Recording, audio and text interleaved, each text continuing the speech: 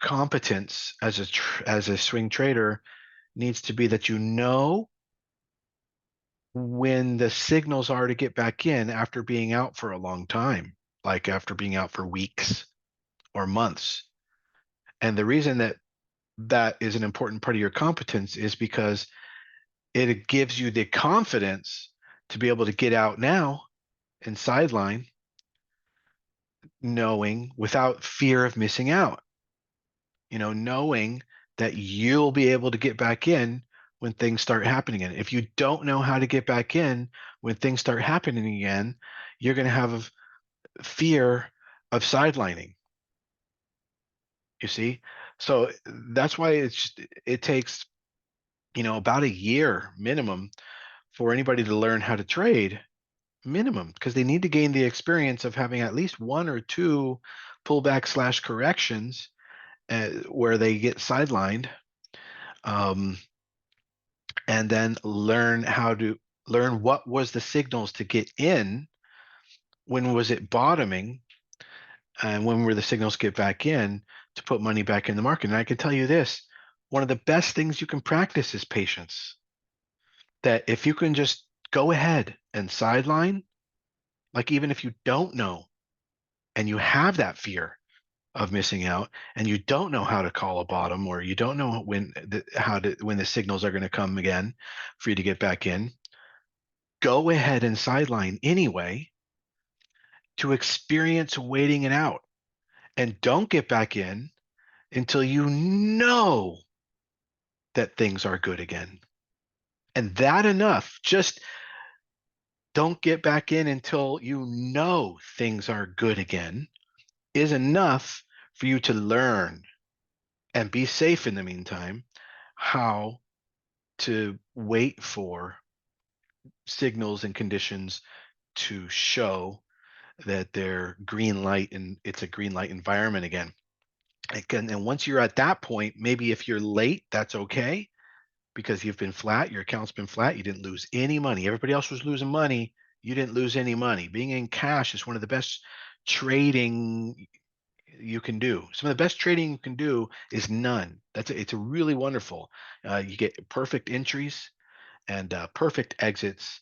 You bottom tick and you top tick, and you keep breaking even while everybody else is losing money, trying to fuck around and get chopped up and get sliced and diced. So then once you're past that point where you've got a signal, or that you know that conditions are good for you to get back in, if you don't have very much experience, at that point, you should logically assume there was probably earlier signals there and you didn't notice them. But at least you stayed safe. And when you got to the point where you now know that it's safe to be in and that it's a green light environment, that you could go back and you could do your research and you could learn how could I have noticed this time and time again, and go study the market while you're at flat. Study market pullbacks. Just go through charts. Just go through this one here. Oh, it's moving back on its way again. How could I have known before, say, higher high here, a breakout right here, which would have worked fine? Could I have gotten in earlier? Yeah, I mean, there's methods for you to know this. Or this huge pullback last year, like a long duration one. How could you have known when it was the bottom? There's lots of tools and things you can find out. You just start scrolling back. You just scroll back. There's a little bear market. You scroll back and you figure it out. You learn. I mean, it's not going to take as quickly as I'm just showing you here right now. And it's going to take you studying during the time in which you're out all day, every day. You want to master that. And then you might even be able to spot a signal for entry before everything looks great for you to get back in. But don't not get out and not go to capital and not convert to cash and not hedge and not flatline and not sideline because you'd be afraid that you wouldn't know when to get back in anyway. That's a dumbass reason. to keep your capital at risk in a in market conditions where keep your you don't put your capital at risk. There's three basic cornerstones cornerstones on a triangle, tenets, let's call it, because that's kind of triple sounding. Tenets of the triangle of capital allocation. And one of them is total market situational awareness. If that's not green, you don't trade. You need an entry. That's another one. You need the right uh, stock picks and conditions in the sector or on the stock itself. So you need technical setup. You need TA, FA, and market. Basically, TA, FA, and market, and you got to have yourself a strategy. But the market situational awareness, the market conditions, absolutely have to be part of your trading strategy and style. Because if you start getting in there when everything's quite dicey, that's what's going to happen to you.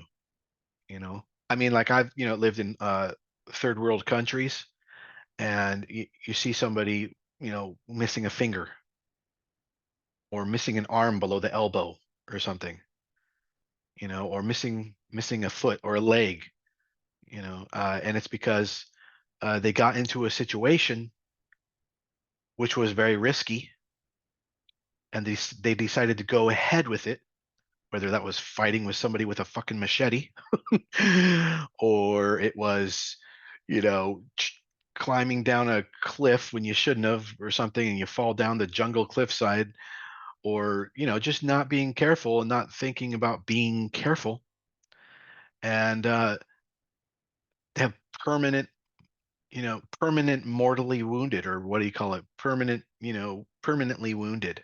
It's permanent. When you get wounded, it's permanent. You only have X number of days in your life.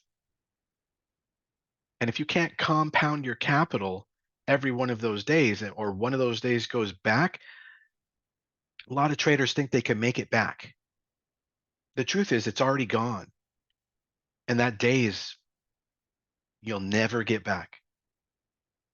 So losses are not excusable. They must be part of a winning system. And big losses because you're not being careful are lifelong wounding. Even though you think, oh, well, whatever, you won't reach whatever number you wanted to reach in that time anymore. And probably, unless you stop doing that shit, you'll never reach it.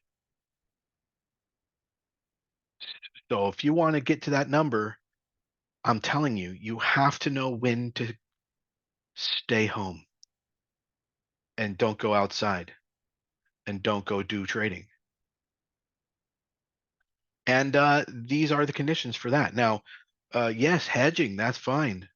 Or if you're an HFT experienced, you've got 2 years of intraday day trading using level two. You've got 2 years experience and you can do high frequency trading scalping. Okay, that's, can be something you can fall back on if you really want to mess around. But, swing trading gives you the same results, if not more, um, for lower risk and less of a risk to your health. During these times when you got to sit out, let your money sit out. It's your money that's going to sit out, and while you are sitting it out, study, practice, study. All right. Can I get an amen?